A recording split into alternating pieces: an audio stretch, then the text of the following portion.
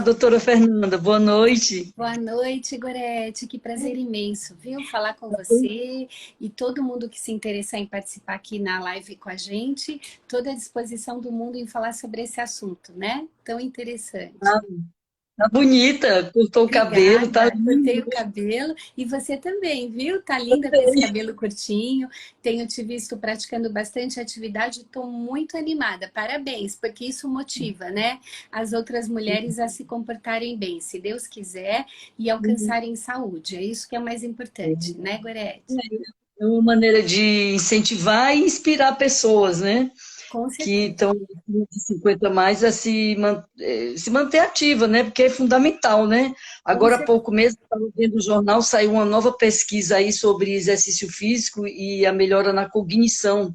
Uma pesquisa recente, melhora para o cérebro também, pessoas acima de 60 anos que participaram da pesquisa e tiveram uma melhora assim formidável. Então, vamos lá, essa live aqui promete, hein? Tem muita gente que está interessada em saber sobre esse assunto. A gente aguarda mais um pouquinho, Com tá, doutor? certeza. O tempo que for necessário para as pessoas irem entrando, e é isso mesmo, Gorete. Olha, hoje mais do que nunca, com essa questão de incentivo à saúde e prevenção de doença, porque as pessoas estão envelhecendo mais saudáveis, elas estão chegando com uma taxa de vida maior, né? As mulheres chegando aos 80 anos, 90 anos e não mais, diminuindo a motivação de vida aos 50, 60 que ocorria antes. As evidências básicas de saúde são mudança de estilo de vida e treino físico, você tem toda a razão, e principalmente agora, muito importante, ganho de massa muscular, que é o que você também apregoa, porque o músculo ele é considerado agora até mesmo um órgão endócrino, de tanta captação de glicose que ele faz e manutenção de saúde. Então, bora lá incentivar todo mundo a se cuidar, isso mesmo. Tá certo. Eu acho que a gente pode já ir começando, porque esse tema tem bastante assunto para ser Verdade. falado. Tiveram Uhum. várias perguntas, eu abri uma caixinha nos stories e surgiram muitas perguntas. Nem deu para trazer todas as perguntas, porque não ia dar tempo, mas assim, algumas perguntas que fizeram eu até já tinha elaborado, então eu acho que vai dar certo. Bom, primeiro eu quero agradecer todos aqui presentes que estão aqui, vieram prestigiar a nossa live aqui comigo e com a doutora Fernanda. Eu vou fazer uma pequena apresentação, porque tem pessoas que ainda não me conhecem. Então, meu nome é Gorete Leite, eu sou professora de Educação Física, eu tenho especialização em exercício resistido na saúde, na doença e no envelhecimento pela USP e exercício terapêutico pela Unifesp. Há 5 anos atrás, eu criei um blog para falar sobre atividade física, saúde e longevidade, e recentemente eu migrei para o Instagram, que é uma plataforma mais dinâmica, e além de começar fazendo lives, eu também agora estou fazendo algumas práticas de exercício para poder incentivar pessoas a se tornarem mais ativas. Eu trabalho com pessoas adultas e idosos, ainda dou aula sou personal trainer de idoso, ainda dou aula, só que atualmente eu estou só online, porque na pandemia eu passei para online e deu certo e eu continuei. Facilita um pouco a minha vida também, a vida das pessoas, então está dando certo, a gente vai continuar. Tá? Então hoje o nosso assunto é emagrecimento, que é o assunto, acho que todo mundo tem curiosidade de saber as novidades, o que, que tem de diferente aí nessa luta, não sei se é luta que pode falar a palavra, mas nessa. É luta, doutora Eu, Fernanda, que eu a gente fala? diria, eu diria que como a obesidade, para você tentar tratar e chegar a um peso saudável, se trata de um processo de vida, é uma mudança de estilo de vida que tem que ser adaptada, Gorete, e que tem que ser feita da forma mais individualizada possível e mais prazerosa para que ela seja mantida. Então, eu realmente acho que é uma luta porque Um tem que ser processo. um mecanismo ativo. Você não pode achar que outros vão resolver o problema para você. Você tem que mudar o comportamento. Eu concordo com essa colocação, viu? Então, agora, a doutora Fernanda é médica endocrinologista, E eu gostaria que você se apresentasse. Vou te chamar de você, porque você é Lógico. jovem ainda. E Não, então, posso nós chamar de todas, você. viu? A gente também entrou nessa fase dos 50 mais e a gente está admirada com a necessidade das colegas, das amigas, das seguidoras de terem orientação para fazer com que seu estilo de vida mude a partir dos 50 anos, para não mais aceitar envelhecimento com déficit cognitivo, com dificuldade motora. É isso mesmo, Gorete, animar as mulheres para que alcancem o peso saudável, para que tenham comportamentos de vida também mais promissores em relação à saúde e prevenção de doenças. Então, eu sou Fernanda Nino, eu sou endócrina, eu tenho uma página no Instagram também, @doutora Fernanda de Nino, e eu tenho formação na Unifesp, como você, Gorete, pós-graduação lá também, e agora eu me interessei também bastante nessa área, porque eu também entrei nessa fase de vida, e a gente sente nitidamente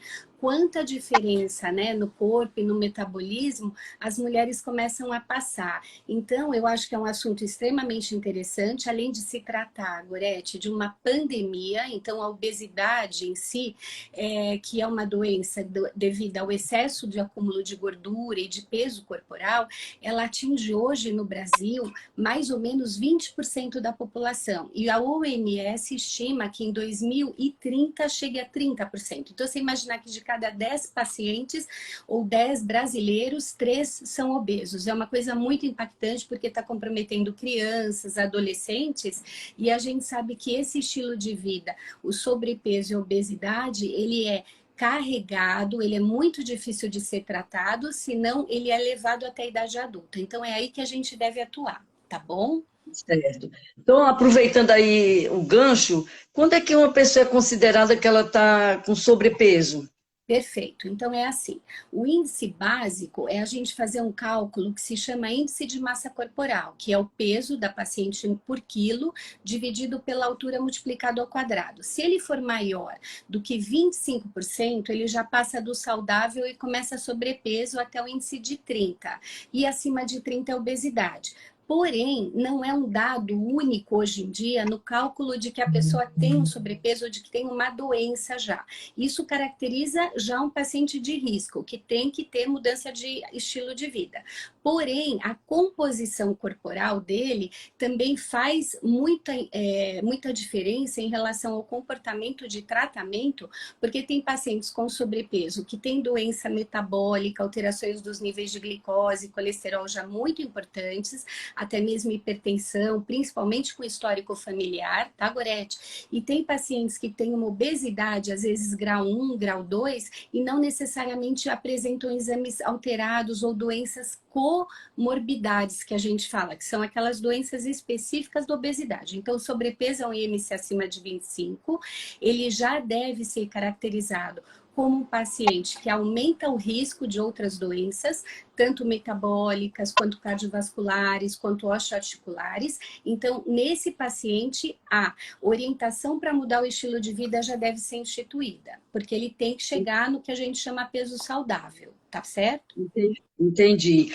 E dá para emagrecer sem sofrimento? Porque eu vejo que Ah, as que pessoas que interessante. fazem dieta, elas sofrem tanto, aí às vezes tem uma reunião familiar e a pessoa fica com vontade de comer doce, de comer alguma coisa e não pode porque está de dieta e tem essa condição de fazer um emagrecimento, um processo de emagrecimento sem tanto sofrimento? Com certeza, Gorete. O que a gente fala, que vocês veem na mídia como emagrecimento saudável, é aquele que você faz mudanças no estilo de vida, mas que personalizam uma mudança adequada para cada indivíduo. Vamos lá. O que você tem que levar em consideração quando o paciente tem sobrepeso ou obesidade? Se ele quer perder peso, ele tem necessariamente que fazer um balanço calórico negativo. Ele tem que ingerir menos calorias do que pelo menos a taxa metabólica dele funciona no dia a dia. Então, taxa metabólica basal é o que eu, você, cada uma das mulheres ou homens tem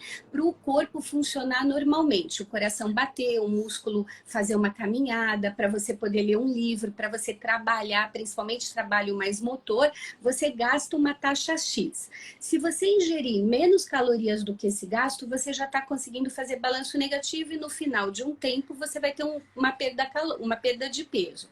Porém, o que você tem que fazer para o paciente ter um emagrecimento saudável e não sofrer e não se sacrificar demais é fazer um balanço do número de refeições que ele tem que fazer e de quanto ele tem que ingerir de calorias, mas fazendo trocas saudáveis. Eu acho que esse é o grande diferencial que alguns pacientes meus conseguem perder peso e se manter. Eu vejo muito essa diferença que você falou, no tal do efeito rebote ou efeito sanfona.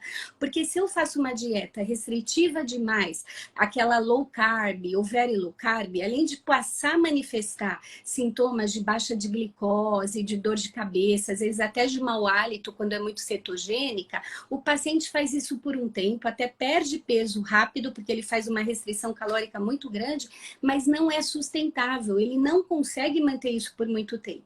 Então, se eu fizer trocas saudáveis, então em vez do doce, do açúcar, uma sobremesa mais diet ou fruta, que fruta é um alimento muito mais nutritivo. Se eu fizer a troca de farinhas brancas pelas integrais, se eu usar bastante verdura, legume como fonte de fibra para dar saciedade e priorizar proteína magra, Gorete, que na nossa faixa etária é importantíssimo a gente adquirir, ingerir no mínimo 1 grama por quilo de peso de proteína diária, até para ganhar massa muscular com os treinos que você faz, a gente consegue ter saciedade, consegue emagrecer sem passar fome, sem sacrifício. Agora, depende um pouco, o que você me perguntou também, eu também não vou ser falsa. Se o paciente ou se a paciente tiver doenças metabólicas associadas, digamos que ela é diabética, digamos que ela tem um nível de triglicérides altíssimo, ou colesterol.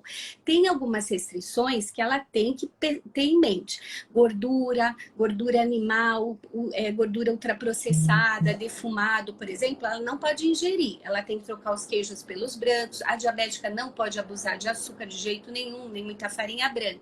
Mas ela pode contar refeições. Então, se ela está bem controlada, ela vai numa festa, ou agora no final do ano, as festas de Réveillon, uma quantidade pequena em alguma das refeições, prioritariamente no período diurno do que noturno, tudo isso ela pode equilibrar. Não vai ser isso que vai estragar. O problema é você sair da rota sem ter um norte, sem ter um protocolo, um programa. Olha, eu vou fazer uma dieta restritiva, mas saudável, só restritiva, mas com trocas, para eu não sentir vontades exageradas, nem em quantidade. E isso eu consigo fazer o que você me perguntou, uma dieta sem sacrifício. Quando você faz com restrição de caloria, mas sem cortar radicalmente tudo, você consegue emagrecer e, inclusive, sentir-se tão bem, o intestino funciona melhor, você tem mais disposição para exercícios, como você falou. Imagina uma paciente fazer exercícios com restrição calórica total, ela realmente vai passar mal, ela pode ter hipoglicemia, né, Gorete, durante a aula e tudo mais. Então, ainda mais diabética, você às vezes tem até que subtrair alguns remédios ou reduzir dose de insulina, por exemplo. Então, o importante é coordenar o treino físico regular com uma dieta que seja de baixas calorias, mas equilibrada, saudável, e depois também prestar atenção no comportamento alimentar, que muitas vezes é isso que sabota a gente, né? Numa restrição ou numa carga alimentar. Mas pode sim, com certeza eu confio nisso. É bom, então você já praticamente respondeu a próxima pergunta, que seria quais as estratégias não farmacológicas para emagrecer. Que seria, então, a dieta aí que você falou, o exercício que você já falou agora no final e... o controle de alimentar, o controle de comportamento. Eu diria que isso também é muito importante, porque hoje em dia foi feito um levantamento, Gorete, até para pacientes 50 a mais. Depois da pandemia, de cada 10 pacientes, 7 tiveram ganho de peso, e a mediana em 2 anos, 10 quilos, Gorete. Então, comportamento ansioso, aquela coisa da gente achar que a comida é uma recompensa, é um tapa-buraco. Você está triste, você está ansiosa, você está com inúmeros problemas a serem resolvidos. Você achar que comer mais é um prazer, só que ele traz consequências ruins, porque além dele não resolver problema algum, ele ainda vai te dificultar com o controle do peso. Então, sempre não é para se comer por opção, é para se comer por necessidade, é para comer para o teu corpo ser nutrido, é para comer porque aquilo vai te fazer bem. E não simplesmente para você ter um prazer momentâneo e que você às vezes não consegue controlar. Então, aí a gente enumera, Gorete, 4 categorias. Eu não sei se você iria me perguntar isso, mas a ansiedade é muito importante caracterizar na paciente. Então, crise de ansiedade, quantas vezes por semana, porque às vezes até a necessidade de ajustar medicamentos com isso, que é o que você colocou, né? Que são estratégias não farmacológicas. Depois, a compulsão alimentar, que são aqueles episódios em que a gente come sem ter preferência, é aquela comida até se encher, até passar mal. Inclusive, algumas chegam ao final a provocar vômito e ter bulimia. Esses já são casos mais complicados. Existem questionários que são perguntados ou inquiridos para paciente para a gente poder caracterizar esses transtornos. E aí, medicamentos são necessários associar. E, por último, alguns quadros até psicoemocionais com depressão e ansiedade, transtornos de bipolaridade, que também podem levar ou a comer demais, depois não come nada, ou come muito e depois se culpa, que faz o mecanismo de gatilho, que eu acho que era o que você também havia comentado, que é o mecanismo de reganho de peso ligado àquele efeito hamster. Então é assim, a pessoa faz uma dieta ultra restritiva, ela começa a ficar ansiosa, ela começa a ficar tensa em relação àquele produto específico que ela gostava, um doce ou uma massa, geralmente um idoso, né? Você cortar essas coisas que para eles são prazerosas assim de uma maneira abrupta, traz muita necessidade daquilo. É o que ela fala, ai doutora, eu comecei a fazer uma dieta, de repente me deu uma vontade, eu comi o dia inteiro aquilo. E aí ela gera episódio compulsivo, engorda de novo, aí ela fala, ai agora eu preciso emagrecer e corta de novo. Você entende que esse mecanismo não dá certo? Então simplesmente diminuir quantidade e ir trabalhando com a paciente para ela entender que ela consegue ficar muito bem com doses limitadas daquele alimento, com quantidades menores, e que isso só vai trazer prazer e bem-estar. Então, como você perguntou, o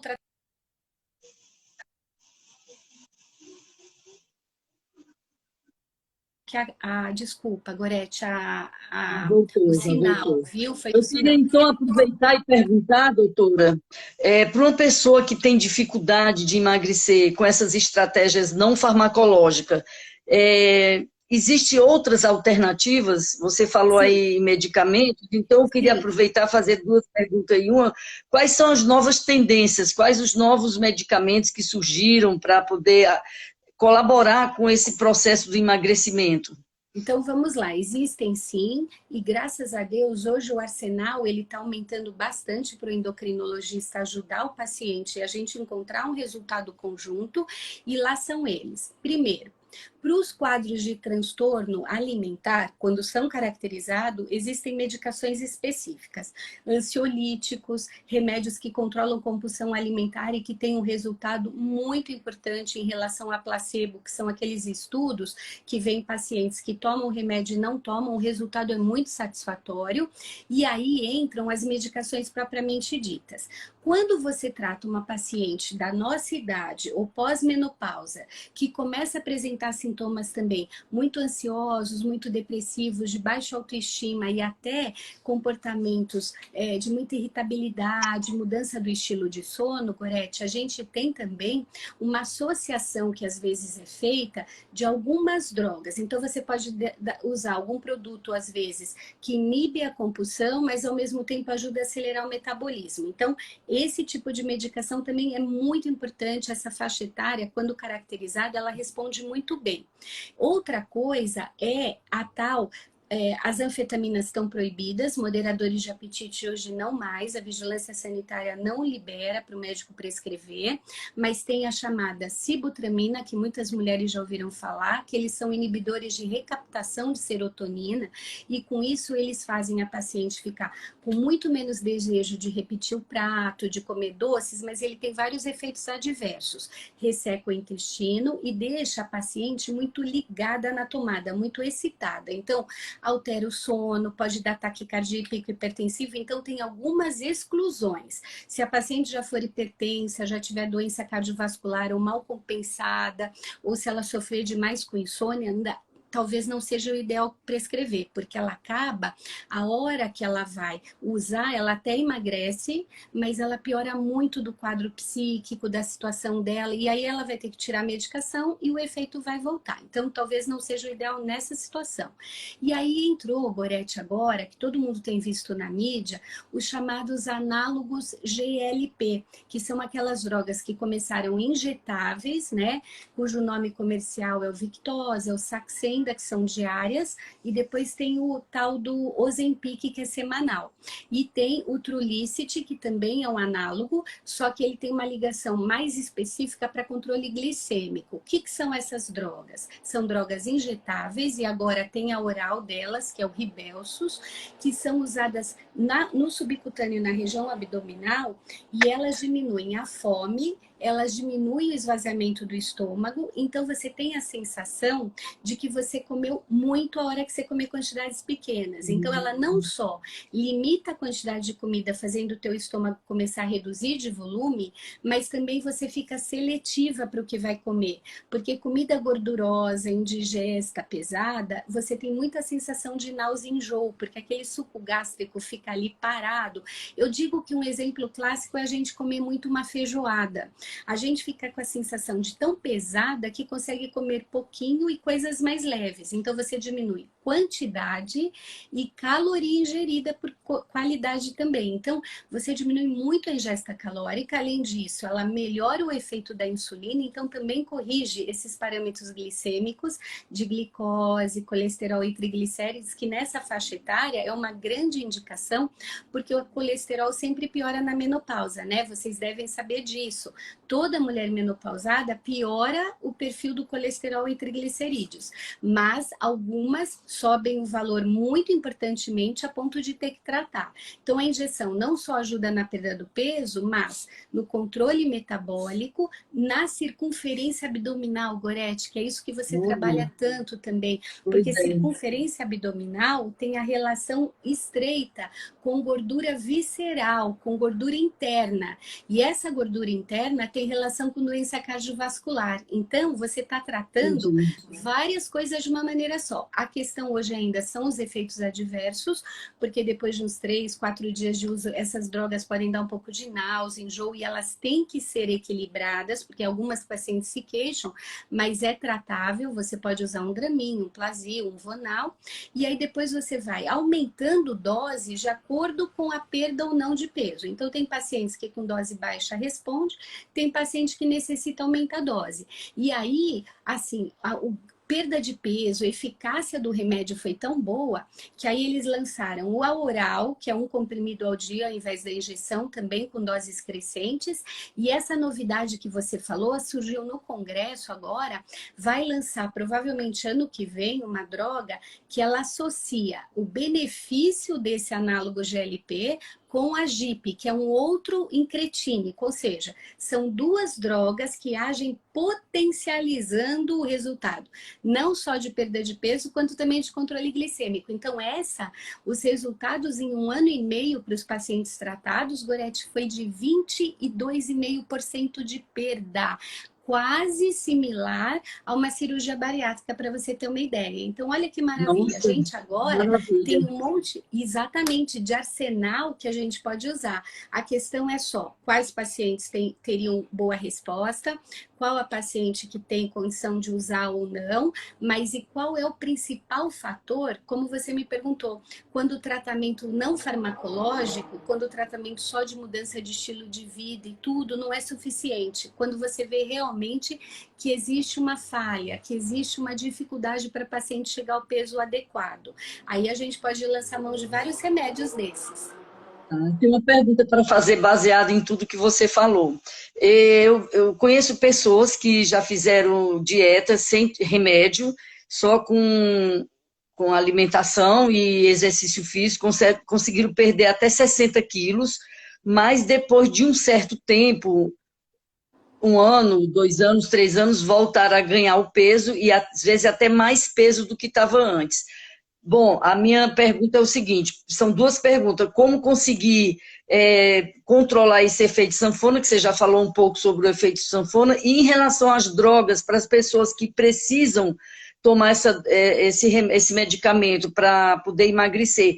Se esse período que ela toma o medicamento, ela consegue emagrecer. E se depois ela para esse remédio, ela volta a engordar ou não? Aí ela já está Olha, adaptada. é super interessante o que você falou, Gorete. Eu também já vi vários pacientes assim. Inclusive, você sabe que tem reganho de peso após a própria cirurgia bariátrica. Sim. Então, assim, o que acontece é assim: você tem três, acho que, características básicas mais importantes, que são a quantidade de massa gorda e massa magra que você cria durante a infância e adolescente. Por isso que é tão importante tratar a obesidade infantil. Porque quanto mais memória de massa gorda, mais número de células gordas, mais é a chance desse paciente ficar um adulto obeso e um idoso obeso. É muito mais difícil para ele perder peso, porque o número de células gordas, de gordura, ou massa marrom, massa energética, é uma célula que é um tipo de tecido que se conserva, sabe, Gorete? Na hora que você trabalha com limiar nessa faixa etária, você depois faz todos os mecanismos para retorno ao peso anterior.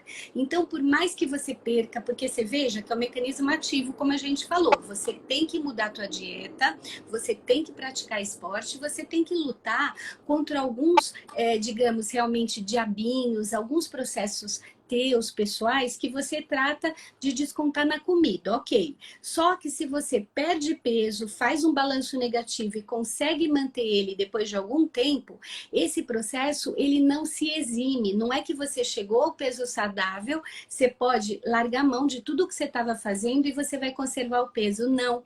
Esse processo tem que ser para sempre. Por isso que eu concordo com você e eu falo sempre, Dr. Bruno Halper, que é especialista em obesidade, outras pessoas falam, que é um mecanismo assim, manutenção de peso é nadar contra a corrente ou é subir contra a escada rolante. É assim, você perdeu peso, mas você não pode abandonar o que eles sugerem.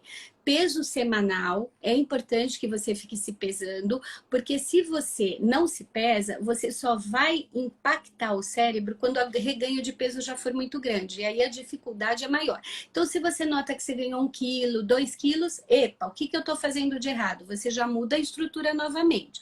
Segunda coisa, Gorete, é você trabalhar sempre com limiar de mudança de estilo de vida de acordo com a resposta que você quer. Então, você perdeu o peso, só que você nota que você não está conseguindo se manter.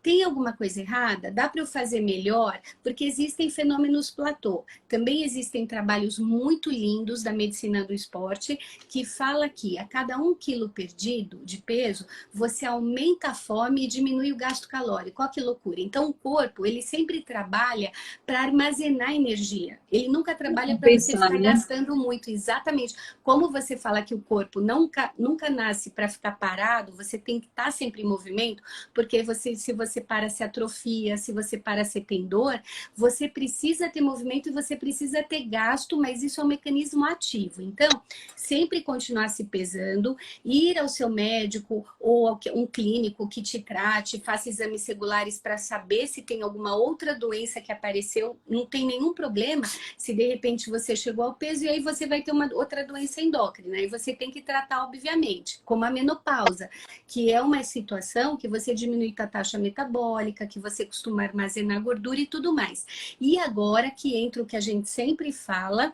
quando você perde peso e chega ao peso adequado hoje em dia, a orientação é: vamos ganhar massa muscular. Porque quanto mais massa muscular a mulher tiver, ou o homem, mas o homem já nasce com o privilégio de ter uma porcentagem maior, quanto mais massa muscular, maior é o teu metabolismo basal, então você gasta mais, mesmo sem atividade, maior é o teu consumo energético e, além de tudo, maior é tua independência. Você imagina imagina uma pessoa sem músculo levantar da cadeira, que é o exercício que você faz, carregar um peso. Então você se torna mais independente e ainda mais você previne desgaste ósseo, Gorete, né? Prevenção de fratura e tudo. Então, ganhar massa muscular depois que você perde o peso ideal também é importante porque te ajuda a se manter no peso. E outra coisa que agora eu vou puxar a sardinha para o teu lado, também foi dito muito no congresso o seguinte, que o exercício físico já trabalha para a pessoa ter um gasto metabólico maior, ok, condicionamento aeróbico, aumento da função cardiovascular, né, melhora a parte circulatória. Mas o mais importante na fase de perda é adequar a dieta para ela ser negativa de balanço calórico. Agora, para manter peso, o mais importante é praticar exercício também. Regular, 3 vezes por semana, no mínimo. Então, você me falou, a paciente chegou no peso e reganhou. Então, provavelmente, ela parou a atividade física que ela fazia regular, ela voltou a ter aqueles excessos que a gente comentou, só que com muito mais frequência do que deveria. Ela abandonou os controles, então voltou pode estar apresentando alguma outra doença que ela nem saiba. Então, são esses mecanismos de busca, sabe? Parece que a gente tem que trabalhar nossa cabeça assim. Eu vou fazer o melhor pela minha saúde, mesmo que eu tenha que fazer disso uma rotina de vida. E o uso do remédio, ele tem relação direta com o fato de você estar mantendo a sua rotina em ordem. Por exemplo, se eu emagreço e eu consigo baixar níveis de glicemia, colesterol, eu posso até tentar ficar sem o remédio depois. Eu melhorei minha massa magra. Eu tenho várias pacientes que depois não estão tomando mais nada. Não é o que acontece com a bariátrica, por exemplo. Mas, se a paciente voltar a ter hábitos ruins, Gorete, tudo volta. Então, tem pacientes que falam, doutora, quando que eu vou parar o remédio? Quando você tiver com toda a tua taxa metabólica em ordem. Se você não conseguir isso, ou se isso for uma consequência assim muito restritiva que você falou, gerar muito trauma, porque ela tem que fazer uma dieta muito restrita, ou porque ela tem que praticar muito exercício, porque tem gente que tem realmente uma taxa metabólica mais baixa, uma dificuldade maior de perder peso. Talvez ela precise usar por um tempo maior, entendeu? Mas o importante é ela ter o peso saudável, é isso que a gente busca, que é o peso relacionado com todos os controles metabólicos em ordem. Se ela tiver isso, a longevidade dela vai ser muito saudável. É isso que a gente quer. Tá certo? Olha, é tanta coisa, mas e aí vai surgindo tanta pergunta aqui. Bom, em primeiro lugar, a gente está falando aqui do emagrecimento por uma questão de saúde, não de estética em si. Né? Porque às vezes a pessoa vê muito essas pessoas saradas e tal na internet, mas é uma questão de saúde, é para quem quer emagrecer. Tem gente que está feliz com o corpo que tem, beleza. Agora, por uma questão de saúde, é fundamental ter essa discussão aqui, esse bate-papo, para poder orientar, ver as novidades e tal. Agora, eu queria saber o seguinte, porque às vezes a pessoa fala assim, eu estou tudo bem. Eu já ouvi uma pessoa falar assim para mim, que ela engordou depois da pandemia e alguém falou, nossa, você engordou e tal. Ela disse assim, é tanta coisa para a pessoa olhar, por que vai olhar para o meu corpo? Olha para outras coisas. Concordo, não precisa olhar para o corpo da pessoa. Agora, por uma questão de saúde, é muito importante, é por isso que os profissionais estão empenhados em estimular isso daí. Inclusive, tem que ter uma equipe multidisciplinar, porque falando nessa questão aí, a pessoa para de fazer a dieta, para de fazer exercício, então eu acho que é importante ter um apoio psicológico. Perfeito, concordo plenamente. A obesidade, ela é uma doença multifatorial. Então, as pessoas com, vamos dizer assim, 3 pessoas com IMC de 30, que já seria obesidade grau 1. Ok, tá certo, Gorete? De 25 a 30 é sobrepeso, maior que 30 é obesidade grau 1. 3 pessoas. Elas podem ter comportamentos completamente diferentes. Uma é gorda porque ela era atleta, mas ela teve que parar, e aí na pandemia ela ficou ansiosa, começou a comer de monte, então diminuiu o gasto calórico, aumentou a ingesta e ela descompensou. A outra não, a outra é gorda porque tem uma doença endocrinológica, tem um excesso de cortisol, tem um tumor adrenal, tem alguma alguma coisa mais importante. Então, é completamente diferente. O importante é o que você está falando.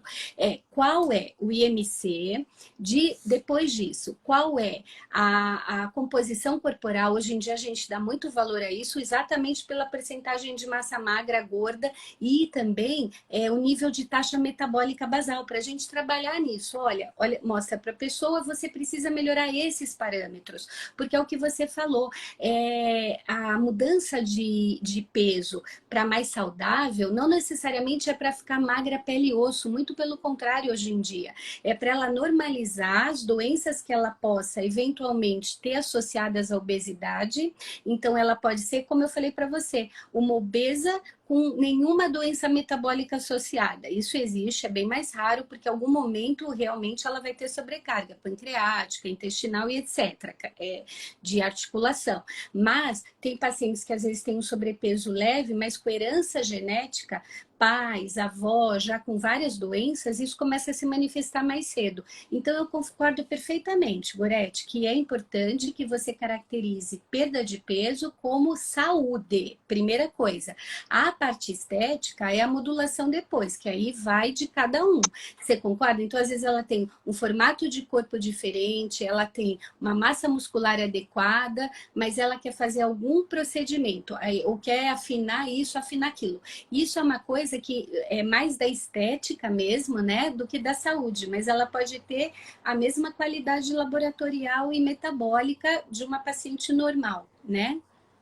O que eu vejo é o seguinte, por exemplo, tem um caso na família que a pessoa perdeu mais de 40 quilos só com dieta e exercício, ficou super feliz porque passou a ser mais ativa, passou a fazer determinadas coisas que não conseguia fazer por causa da obesidade, estava feliz da vida, passado um tempo essa pessoa voltou novamente a engordar.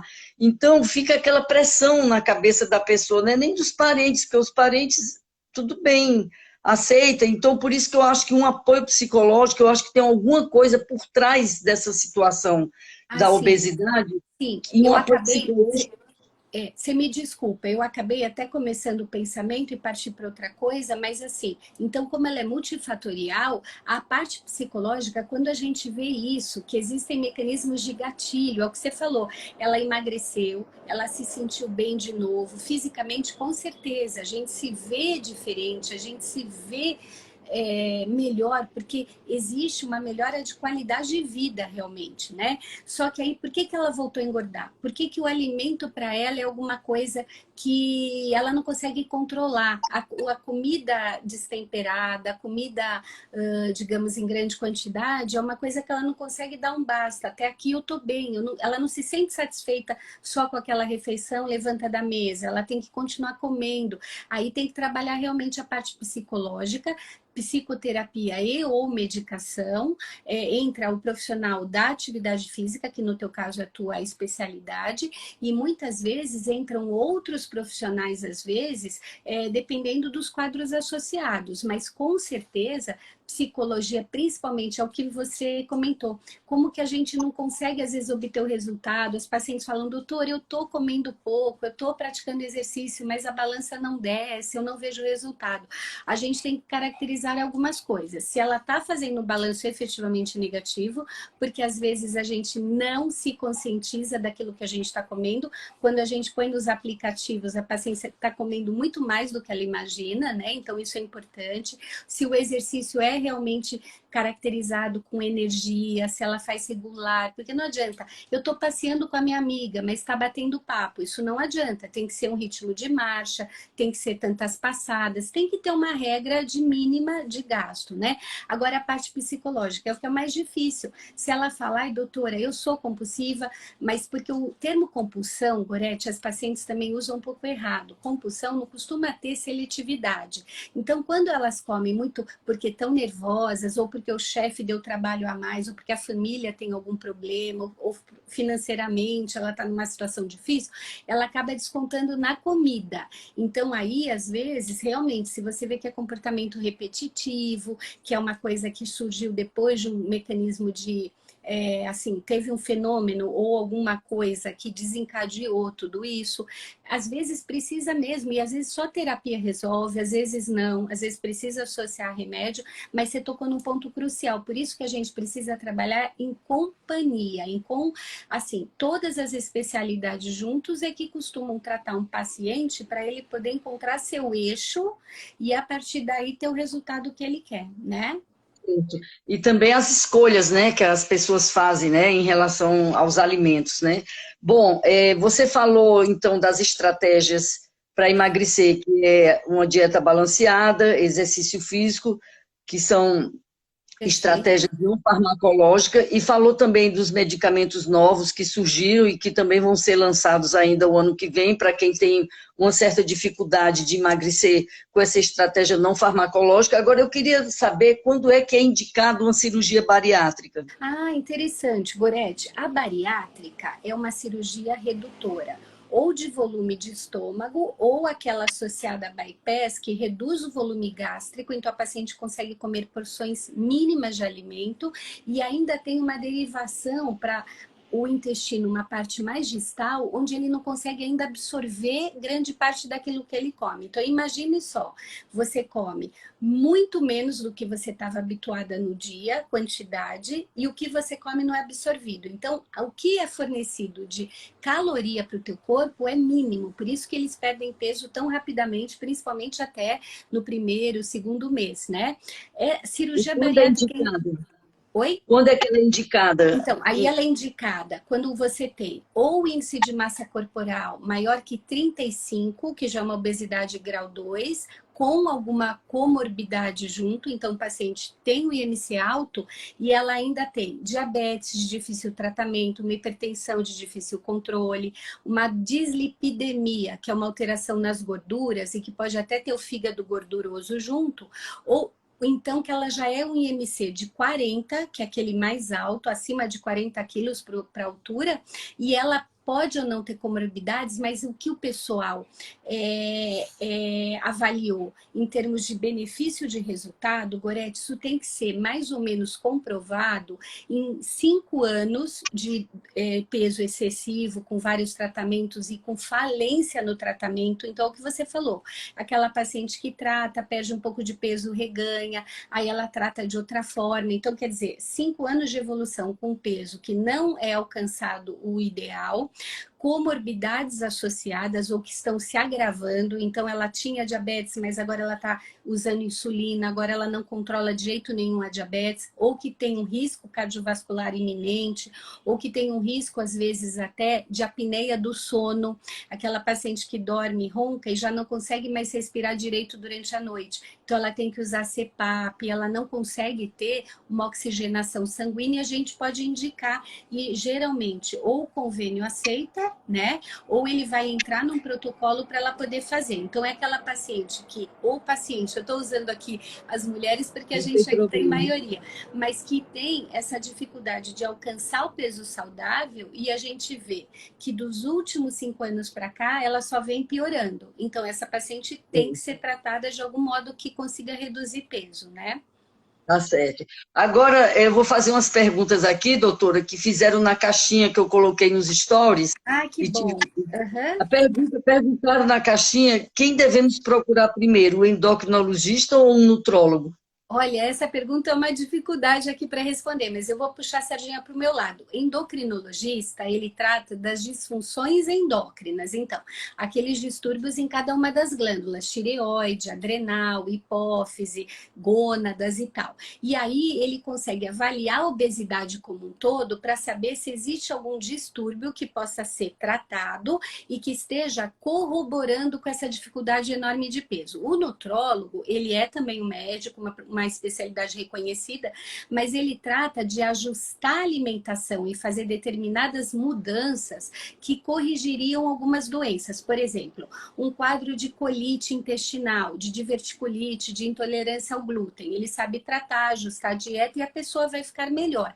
É lógico que ajustando a alimentação, a tendência, como a Gorete falou, uma dieta equilibrada, pautada em cálculos calóricos, ele vai conseguir ter um resultado também muito expressivo em qualidade qualidade de vida. Mas aí não é especialidade ele fazer esse ajuste total, como se fosse, sabe, uma orquestra mesmo. A gente vê se está tudo funcionando. Então, os dois são médicos que vão acabar tendo um benefício para o paciente em relação a orientações alimentares ou não, mas o endócrino, eu acho que desse ponto de vista inicial, ele é mais importante, porque ele faz um check-up geral, tá certo? Certo. Então, aproveitando aí a pergunta, um gancho, então, qual a diferença do nutrólogo para o nutricionista? Então, o nutricionista, ele faz cálculo de quantas calorias tem os alimentos, de qual proporção você tem que ingerir. Então, para determinados tipos de paciente, vamos lá, só para um quadro de obesidade ou até de subpeso, Gorete, paciente que tem muito baixo peso, quer ganhar, o que, que ele tem que acrescentar na alimentação dele? O nutrólogo, ele já trata com alguns complementos a mais para fazer com que essas doenças, digamos, sejam curadas. Ele já tem uma efetividade no tratamento em si da doença, de resolver aquele quadro. Então, doenças inflamatórias, ele já vai saber melhor como agir, se ele tem, como eu falei, esse distúrbio intestinal, ou para prevenir lesões cancerígenas, e nisso ele trabalha melhor. O nutricionista, ele tem a ver com qualidade, valor nutricional dos alimentos e ajuste, você entende? É da alimentação, se pura e simples, para um determinado padrão de paciente. Entendi.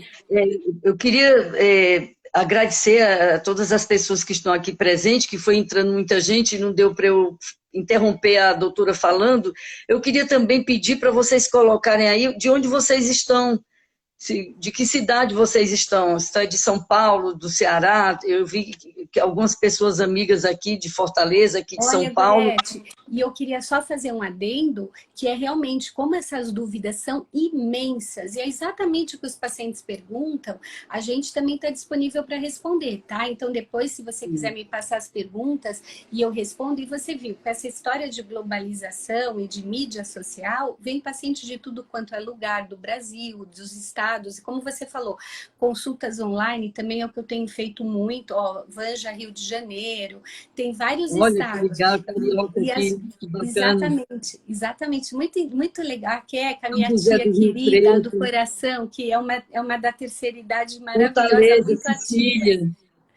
Olá. Eu queria.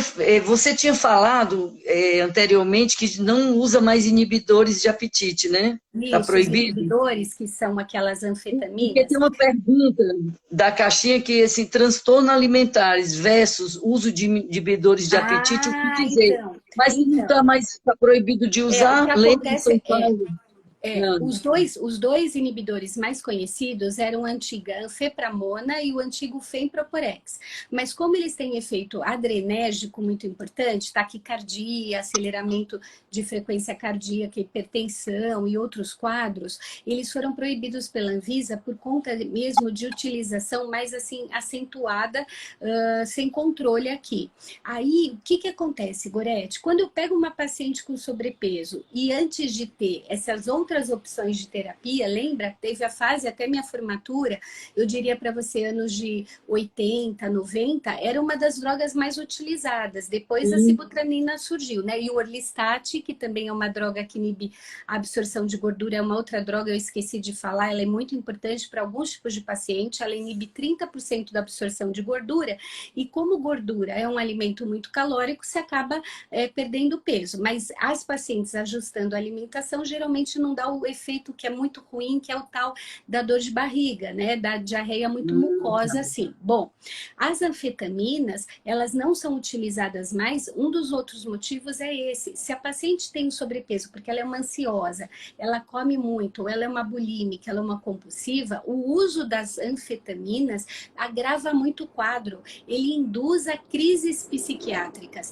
Porque você imagina uma paciente ansiosa usando uma anfetamina, ela entra em crise de pânico. Você me entende? Ela começa a ter taquicardia, passa mal. Então, as pacientes, às vezes, elas têm quadros subclínicos que são agravados com o uso deles. Então, hoje a gente tem um pouquinho mais de pé atrás, no sentido de prescrever As anfetaminas nem é mais prescrito. O paciente cujo médico tem a prescrição acaba, às vezes, incorrendo até em perder o cadastro no CRM, porque ela é proibida. Mas a Entendi. sibutramina com alguma moderação. Em pacientes jovens ou na nossa idade, mas que sejam virgens de doenças, não tenham mais nada associado além do sobrepeso, já sejam hipertensas leves ou bem controladas, alguns casos até dá para se utilizar. Tá, tem até aqui mais uma perguntinha, abuso de xenical na Ah, endocrinologia essa é versus interessante. doenças Olha, degenerativas. Baía de parabéns. mielina. O pessoal daí está bem informado. O que acontece? Você imagina uma droga antiabsortiva intestinal de gordura, mas gerando muito quadro do quê? De intolerância alimentar. Então, o paciente faz, se ele tiver uma colite, se ele tiver uma úlcera, aquela que chama doença de verticulite, ou algum quadro desabsortivo, tipo doença celíaca, ele pode perder tanta gordura, a gente já ouviu casos disso e relatos mesmo até na própria modalidade, Gorete. Eles levam, você sabe que a maior parte dos hormônios, das membranas celulares e de vários órgãos do corpo são feitos à base de gordura que vem do precursor colesterol. E você às vezes fica com esse nível muito reduzido no uso mais crônico do Orlistat, que é o tal do antigo primeiro droga de marca, o Xenical. Hoje tem várias marcas no mercado, mas o Orlistat é o princípio ativo. E ele leva a quadros desabsortivos importantíssimos e, às vezes, até comprometimento desses fatores. Então, queda em níveis de hormônio, queda em disfunção, disruptura gastrointestinal. Então, o uso crônico também não é indicado. É por algum tempo, tudo tem que ser reavaliado, tem que ser feito de maneira adequada através de profissionais, não só médicos, mas como você mesmo falou, né?